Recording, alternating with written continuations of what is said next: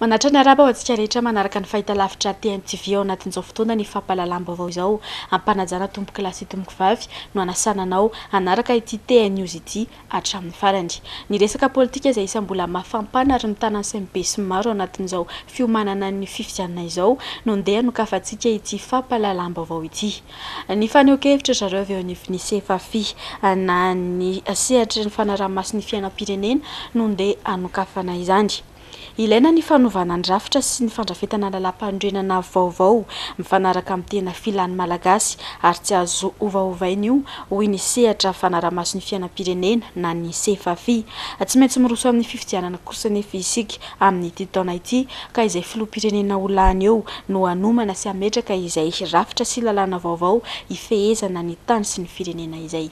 Horantsika ny faneho-kevitra politika entin'ny CFAFI eo amin'ny sary ny Erandrenatenaina. Nanio ny heviny indray ny CFAFI manoloana ny fivoarany toedra ranom-pirenena. Isan'ny teboka lehibe no resahan'izy ireo ny mahakasika ny fifidianana.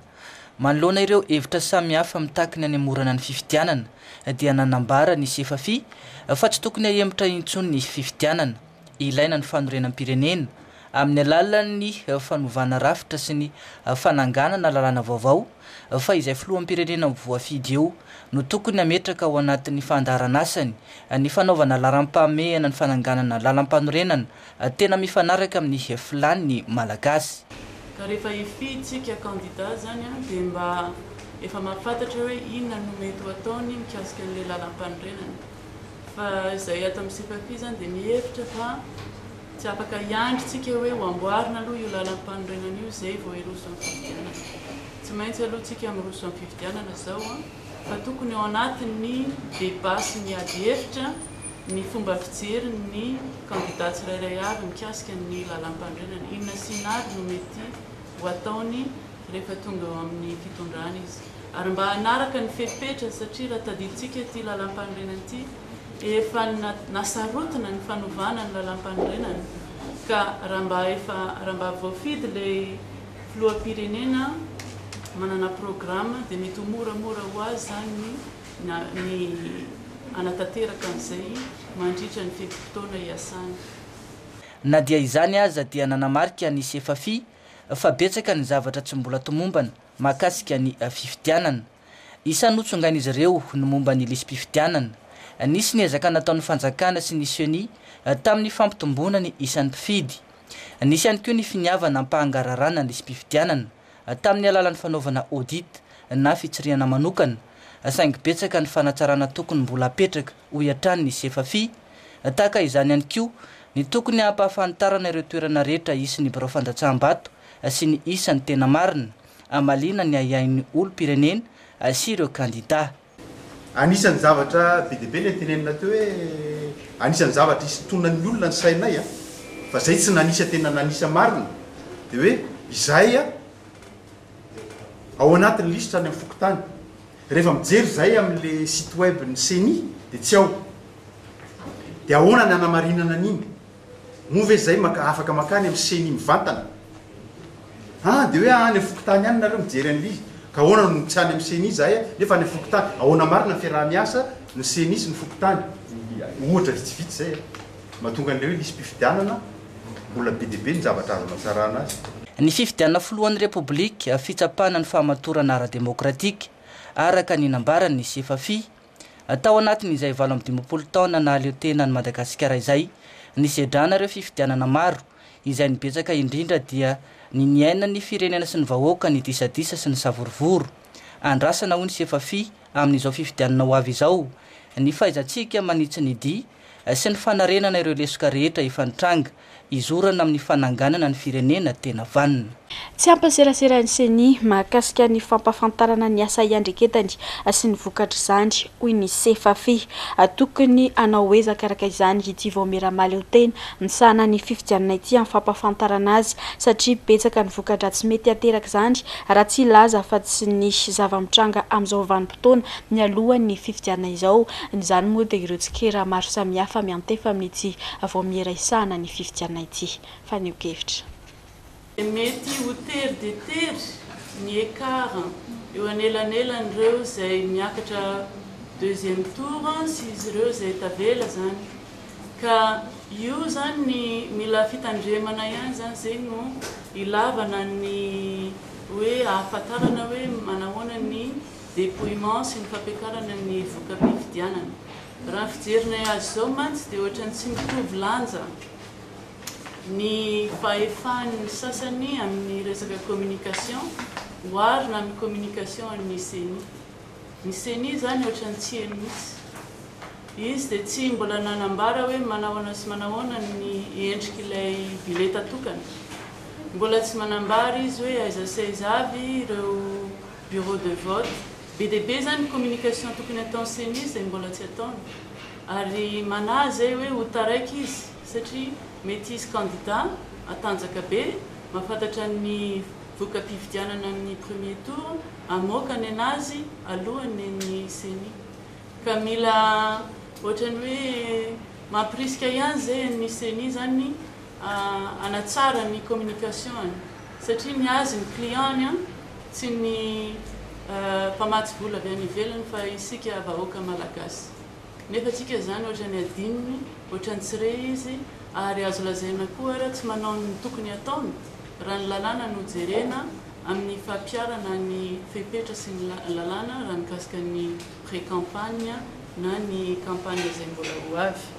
Ho an'ireo syndicaliste kosa dia mbola mitohy ny fitakiana izay ataon'izy ireo amin'izao fotoan'izao namoaka boky mirakitra ireo vina izay heverin'ny syndicat fa tokony hitondrana ny firenena moa izy ireo ary nampahafantatra izany amin'ireo candidat 13 izay hirotsaka ifidianana filoham-pirenena.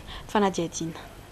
Namolavola boky mirakitra ny vina syndikaly ny eo anivon'ny randram-bao CTM SSM ho fampiroboroboana ny vondron'izy ireo sy ho fitaovana entina manao fifampidindiana sy fifampirarahana amin'ny mpitondram-panjakana.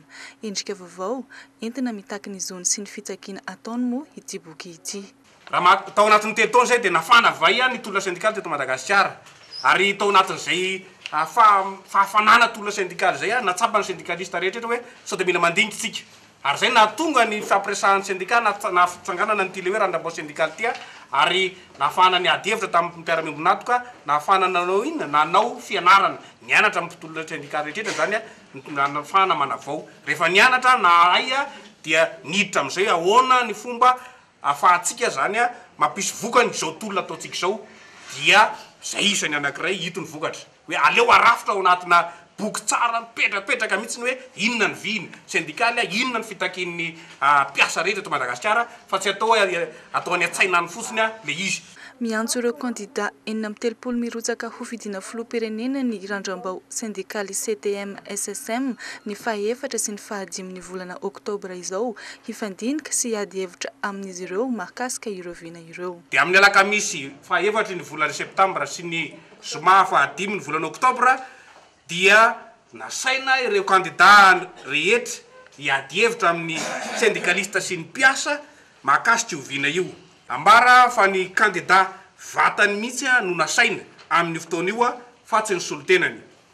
Mampirisitra anareo platsaka hovidiana rehetra ho vonina hitafa aminay syndikalista sy mpiasa amin'ny fotoana io. Ampahafantaritsika ny mpiasa sy ny vahoaka amin'ny alalan'ny fampitambavao mandritra ny fampelezan-kevitra ny valitenin'ireo candidat mandritra io fiaonan'io. Androany Tetsanoso moa no nanaovan'ny randram-bao syndikaly CTM SSM ny fampahafantarana ity boky ity sy izany fanambarana izany.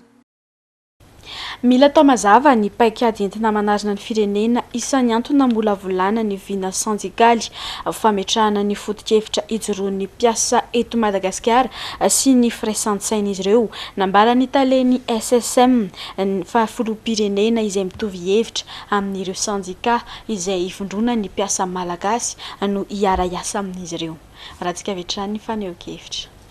Ny syndicat dia isany nandray anjara mavitika mihitsy tamin'ny resaka tolona teto Madagasikara tamin'iny resaka 370 député iny ary zay isany zany hoe nahatonga izao fanovana zao ninona tenentsika dia io fifidianana io dia anticiper io satria noho le tolona tamin'iny nahatonga an'io lasa natao an'io ka ahafahan'ny mpiasa hoe satria manana efa manana vina ny mpiasa syndikalista amin'izao fotoana zao dia mametraka satria ho avy ny fifidianana izay ho filoham-pirenena eo dia apetraka iny anay hoe zao ny anay ny fitakiana rehetra sy ny vina ho an'ny syndicat ahoana ny fijerinareo rahatria zay itony ianareo ny mpiasa sy ny syndika dia hery anankiray goavana zay tsy aro atao tsinotsinona eto amin'ny firenena raha ho an'ny fampandrosoana ny fampandrosoana ny firenena na ara-tsosialy la aira économique izay no mahatonga ny hoe amin'io fotoana io satria ho avy ny propagande de zay no mahatonga ny hoe asainay mihitsy alory zareo hoe ty ny vina efa vita ato anatin'ity boky tsara tare ty ahoana fijerinareo ahoana ny adihevitra amin'ny fotoana io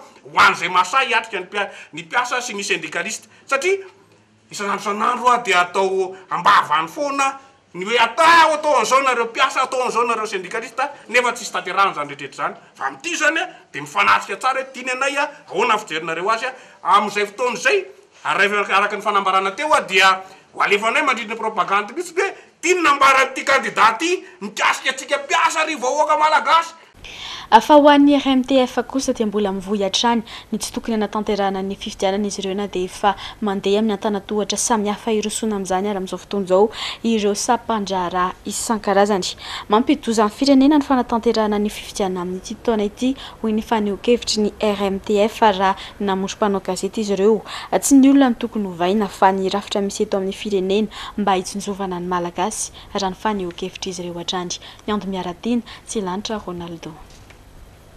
Ny fanjakana sesefan'ny vahiny vola no manao sy manomana ny fifidianana izay baikon'izy vahiny no tsy maintsy arany zany fanjakana malay gasy zany midadasiky Madagasikara 100 miliara ariary no takina izay vao tafiditra amin'ny fifidianana faharoa fihodinana faharoa ianao avy aiza raha ny vola etin'ireo candidat anatanterahana izany ambom-piaona ny vahiny ankehitriny Madagasikara samy mitady androba ny arem-pirenetsika avy izy ireo na ny tandrefana na ny tatsinanana de mirongorongo eto daholo samy manana ny candidany avy anefa izy ireo misy aza manoana candidat maromaro fa tsy ray ihany mpandraraha sy mpanefoefo eto atoerana dia samy manana ny candidat tsirairay avy ihany koa azo antoka izany fa na iza lany eo dia bolokom-bazaha sy mpivarotra tanindrazana ary mpampahantra vahoaka tsy hisy ny tombontsoam-bahoaka ny vokatra zany ireo olany eo dia tsy anana ny foto-kevitra mahomby anatanterahana ny etaetam-bahoaka fa bolokom-bazaha ireo ka ny baikom-bazaha ihany no hitondrany ny firenena. Amboletra araka izany ny fanatanterahana ny fifidianana filoham-pirenena amin'ny fafito volana novambra izao ary ny faneho-kevitry ny RMTF hatrany ny vahiny no ambaran'izy ireo fa mahazo tombontsoa amin'izany. Mbola fanadiadiana iarahana amin'ny Ando Miaradina, Tsilanitra Ronaldo hatrany. Atramina ny mboan'ny tolona izay niarahan'ny RMTF na ny rodiben'ny malagasy tia tandrazana ho amin'ny fanorenana sy ny ACFI hitakin'izy ireo ny sy ny fanarenany fotony mialohan'ny fifidianana. Mbola mitohy izany amin'izao fotoana izao nanao fanambarana indray izy ireo androany fa tsy tokony roso amin'ny fifidianana ny firenena tsy ny mpitondra ny tokony hovaina fa ny rafitra misy. Anisan'ny nisongadina tamin'ity fanambarana izay natao ty moa ny tokony rosoana amin'ny teteza miampita fanarenan'ny pirenena. Ilainy zany ary tsy maintsy ilaina ny fametrahana teteza mapita fanarena pirenena andehanana amin'ny fanorenany fotony. Mbola veriky ndre mpandeha tsy maintsy izorana ny teteza mapita ho fanarena pirenena andehanana amin'ny fanarenany fotony fa tsy zay milaza akory fa hoe anao fanorenany fotony no anao fanorenany fotony fa za RMTF akehitriny de milaza fa tokony apetraka eto amin'ny firenena zany hoe fanjakana gasy zany andehanana ny teteza mapita ho fanorenana ifotony.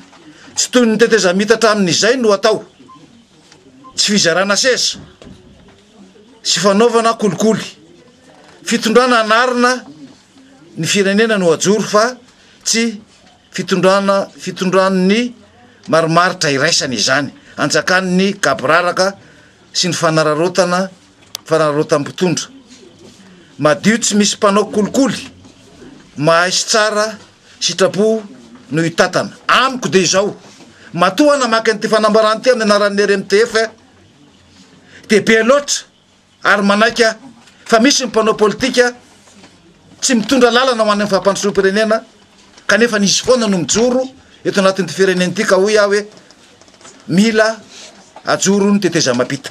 Hevitra maro no napetraka izy ireo eritrereto ny fahitondrana izany teteza mapita izany ary efa nanomboka tamin'ny taona 2024 no nametrahana azy toy izao ny andindino mahakasika izany. Hevitra maro no napetraka izy ireo eritrereto ny fahitondrana izany teteza mapita izany ary efa nanomboka tamin'ny taona 2024 no nametrahana azy toy izao ny andindino mahakasika izany. Bahoaka mavaivay faharoa fanadiovana mahezo vaika ny fitondram-panjakana manomboka avany ambony amin'ny kolikoly sy ny fanina zao tapahefana tsy misy tsy maty manota famehezana zo azem-pirenena tsy misy volamena mahazo mivoaka eto zatry ny banque centrale la mamoaka azy ny vatosoa de mandalo bourse de pièces précieuses zay tantanin'ny fanjakana sy ny mpandraza malagasy zay vao mivoaka ohatran'izany koa ny andramena ny solotany de orinasa mpanjakana amin'ny manafatra azy fametrahana ny fototra halarenina firenena ara-panjakana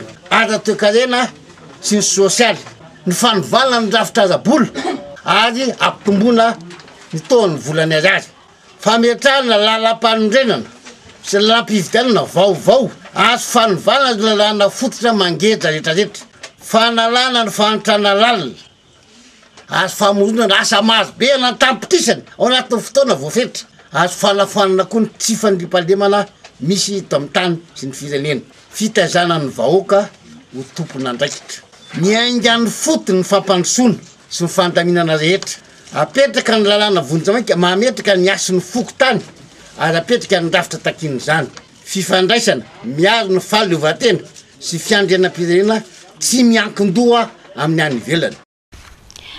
Fara izay no an'ireo izay tsy mankasitraka ary mbola tsy manaiky ny anatanterana ny fifidianana na dia efa miroso kelikely amin'izany avokoa aza ny rehetra amin'izao fotoana izao fa ho an'ny DFP izay milaza ny anara-maso izany indrindra ny fampiasana ny fitaovam-panjakana kosa dia nambaran'izy ireo androany fa voararan'ny lalàna tsy handray anjara ao anatin'ny fampielezan-kevitra fandaninana kandida amin'izao fifidianana filoham-pirenena izao avokoa ny mpiasam-panjakana rehetra manomboka any amin'ny madinika indrindra ka hatrany amin'ny ireo mpiasam-panjakana ambony raha nambaran'ny teo anivon'ny DFP androany hatrany dia mety ho tonga hatramin'ny fanafoanana ny vaton'ireo izay kandidato hoanana mpiasam-panjakana amin'ny fampiasana fitaovam-panjakana ny sazy mety hatra amin'ireo miny manao izany izany hoe mandika lalàna rahantsika amin'ny fanadiadiana.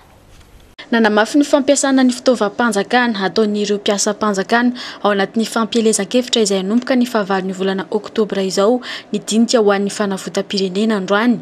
Voakasika io avokoa ny fitaovam-panjakana ny toy ny trano, ny solosaina sy ny maro hafa eny fa hatramin'ny fitomboka se-panjakana ho hiatrany mpandrindra ny DFP.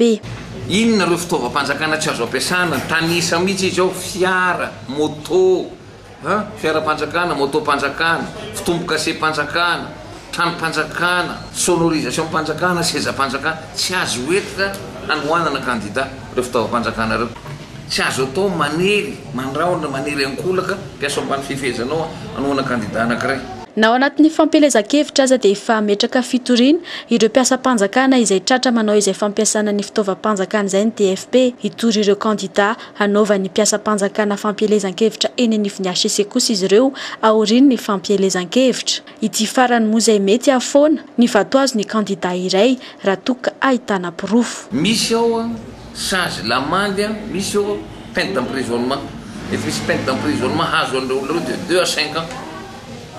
Ary ny fahatelo mety misy fanafoanana ny voka-pifidianana zay azo ny kandidato ho anan'ireo mpiasam-panjakana ireo zany sazy voafaritry ny lalàna mety azo ny mpiasam-panjakana. Karazany fitoriana roa no ataonay DFP, roa ny fitoriana mety ataonay DFP. Voalohany ho toriana pénalement any amin'ny tribunal pénal zay mpiasam-panjakana tratrany manao an'io mbola mandritra fotoana propagande dia fatoriana ireo olona ireo. Mbola anatin'ny propagande dia fatoriana any amin'ny tribunal zay mpiasam-panjakana tratrany manao an'io.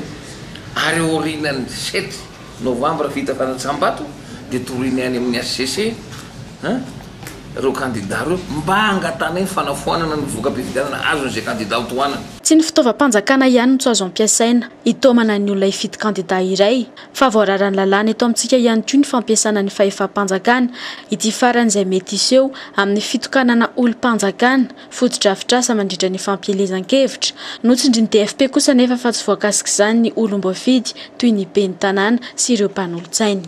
Avalitsika hatreo ny vaovao mahakasika ny politika fa lafim-baovao hafa tanteraka kosa indray noentina aminao manomboka eto. Voalohany indrindra amin'izany ny mahakasika ny fiarovam-pirenena. Iverina indray ny fiara-miasa eo amin'ny tafika malagasy sy ny tafika rosianina manomboka izao ny ady amin'ny fampiororona ny fanaraha-masina ny sisin-dranomasina sy ny morontsiraka ireo no ifantoha ny fiara-miasa ny rotota araka ny fanazavana. Nisy ny fifanaovan-tsiny manamarika izay fifanarahan'ny-piara-miasa izay natao teny ny ministera ny raharaham-bahiny androany teny an-toerana erandrena tenaina. Rehefa tapaka nandritra ny fotoana naharitra ny fiara-miasa teo amin'ny Madagasikara sy Rosia teo amin'ny sehatry ny fiarovana dia iverina indray izany. Ny fifanampiana ara-pitaovana sy ny fifanakalozana traikefa eo amin'ny ady atao amin'ny asa fampirorona sy ny fiarovana ny morontsiraka sy ny ranomasin'i Madagasikara no isan'ny voakasika manokana amin'izany fiara-miasa izany.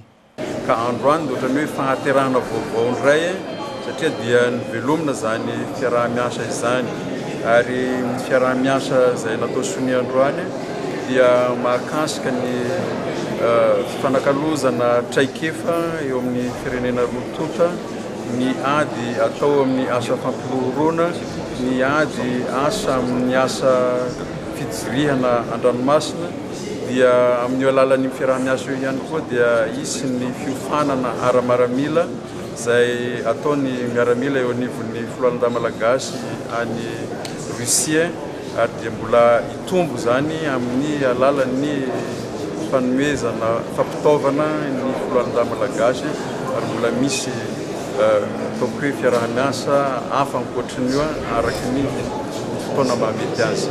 Tontosany maraina teo teny amin'ny ministeran'ny raharaham-bahiny ny fifanaovan-tsony teo amin'ny ministry ny fiarovam-pirenena malagasy ny generaly Benik Xavier Solofinirina sy ny lefitra voalohany etat-majorny tafika eo anivon'ny Repoblika Federaliny Rosia Evgeny Vladimirovich Borodinski taorin'izay dia ny fanolotra fanomezana ho fanamarihana izao fiverenan'ny fiara-miasa izao ihany koa ny rotonta. Fa marefy tokoa ny Madagasikara manoloana ny fiovaovan'ny toetry ny andro ahafahantsika mampitombo ny tohana mahakasika izany isan'ireo firenena andray anjara amin'ilay fionana iraisam-pirenena mahakasika ny fiovaovan'ny toetry ny andro izay atao any Pologne isika. Isan-taona moa no anaovana azy ity ary efa mpandray anjara amin'izany isika malagasy raha ny fanazavana. Varatsika ny mahakasika izay eo amin'ny sary ny fanomezana Drakoto. Isan'ireo mandray anjara amin'ny fiaonana iraisam-pirenena mahakasika ny fiovaovan'ny toetry ny andro na ny COP24 isika eto Madagasikara. Tanjona ny hahafana mampitombo ireo tohana entina miady amin'izany eo amin'ny lafiny materialy sy ekonomika. Tsy mitovy moa ny fiatraikan'ny fiovaovan'ny toetry ny andro amin'ny firenena samihafa ka tombontsoa maro no azontsika amin'ny fanatrehana izany. Madagasikara moa izany isan-taona dia mandefa délégation andray anjara amin'ny satria zava-dehibe izany miady amin'ny fiovaovan'ny toetr'andro izany ary ny ady amin'ny fiovaovan'ny toetr'andro dia tsy ana firenena iray manokana akory fa izao tontolo izao miara-miady amin'izany satria ilay entina alefantsika makany amin'ny habakabaka dia ao amin'ny habakabaka ao samy arany daholo ny rehetrarehetra ary Madagasikara ihany koa dia firenena marefo manoloana ny fiovaovan'ny toetr'andro ka noho izany dia mandray anjara amin'izany hetsika izany Madagasikara ary tsy ny ministeran'ny tontolo iainana ihany mandray anjara amin'izany satria ilay ady amin'ny fiovaovan'ny toetr'andro koa ny sehatr'asa rehetra mpiariana eto amin'ny firenena dia hiantraikan'izany avokoa. Tanjona amin'ny fandehanana any zany dia ny ahafahan'ny Madagasikara mampitombo ny tohana amin'ny resaka ady ataony amin'ny fiovaovan'ny toetr'andro na amin'ny fiatrehana izany ny fiatrehana ny voka-dratsy ny fiovaovan'ny toetr'andro na koa ny fanenana an'ireo entina eny amin'ny habakabaka izay mahatonga izany fiakarany hafanany tombo tanjona. Firenena zany izay mitovitovy niveau de développement amintsika dia tsika zany miara-miteny amin'ireny groupe ireny satria ady hevitra koa ny atao any misy ny firenena mandroso misy ny firenena lalam-pandrosoana tsy mitovy ny responsabilité manoloana an'ilay changement climatique tsy mitovy koa ny fiatraikany dia mba hiarovantsika ny tombotsoa antsika zany no andehanantsika makany an'ireny satria araka le voalaza teo hoe mila tohana antsika ahafahana miady amin'izany firofantoetrandro zany na ara-teknika zany na ara-boly. Androany no nitanterahana tetsy Antaninarenina ny atrikasa mahakasika ny fanomanana ny dia izay ataon'ireo délégation malagasy any Pologne amin'ity taona ity. Vaovao avy eo anivon'ny commune Antananarivo renivohitra kosa indray afaka miditra amin'ireo toerana sarodalana ny mpamonjy voina eto Antananarivo renivohitra manomboka izao nahazo fitaovana fanamana tanteraka izany sy manatsara ny asany moa izy ireo avy amina malala-tanana tamin'ity androany ity. Ankoatra ireo fitaovandreo dia nahazo ny anjarany ihany koa ny mpamonjy voina ahafahana miaro ny tenany. Tetsy amin'ny fobe toeran'ny mpamonjy voina tetsy Tsaralalàna moa nanolorana tamin'ny fomba ofisialy ireto fitaovana ireto notrony lehibe ny sampandrarany mpamonjy voina sy ny tompona andraikitra eo anivon'ny commune Antananarivo renivohitra. Miandomiaratina sy Lanitra Ronaldo. Nahazo fitaovana moderna avy amin'ny malala-tanana sy orinasa ireny eo anivon'ny sampana mpamonjy voina. Fitaovana maro ahafahana manatsara ny asa vonjy-taitra ho an'ny mponina no maro ao anatin'izany. Toy ny fisontonana rano izay mahavita mitroka rano 9,000 litatra isaky ny 2 minitra. Azo entina eny amin'ireo elakelan-trano sy sarodalana ihany koa izany. Ankoatra ireo, nahazo fitaovana ampiasaina ahafahana manao ny asany araka ny tokony ho izy sy ahafahana miaro ny tenany ihany koa ireo mpamonjy voina. Fahazahoana fitaovana androany dia zava-dehibe sy sarobidy ho an'ny fiarovana ny olona sy ny fananany eto Antananarivo renivohitra. Zava-dehibe satria ireo karazana fitaovana rehetra ireo izay mitotaly amin'ny tapitrisany maromaro dia manamora sy manatsara ny kalitaon'ny asa-pamonjena eto Antananarivo renivohitra. Fa ny azo tsoahana angamba dia ny hoe efa vonona tanteraka ny vonona mpamonjy voina hiatrika ny rivo-doza sy ny oram-pahavaratra amin'ny fotoana manaraka. Ankoatran'ireo fahazahoana fitaovana ireo izay ambiamby satria misy fitaovana ahafahana manapaka sy mikapa hazo, misy fitaovana ahafahan'ny mpamonjy voina miaro vatana.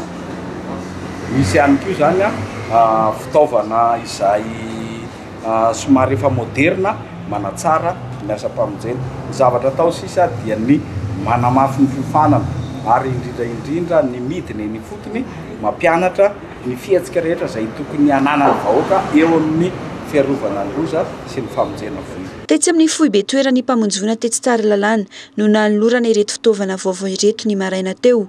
Ny solitena ny ben'ny tanàna n'Antananarivo nandritra ity lanonana ity ny lefitry ny ben'ny tanàna, ny filohan'ny filan-kevitry ny tanàna sy ireo mpiara-miasa aminy ary ny lehibe ny mpamonjy voina ny commune Antananarivo.